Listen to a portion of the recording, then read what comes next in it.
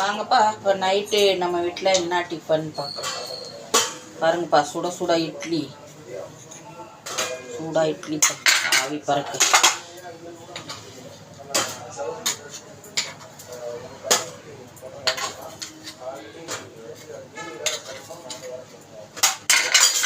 சூடா இட்லி.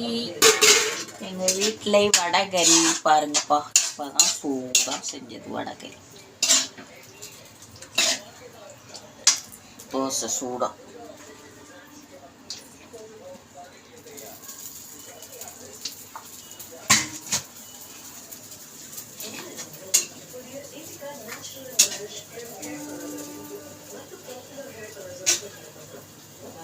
சூடா vadacurry, idli, night tiffin. வாங்க சாப்பிடலாம்.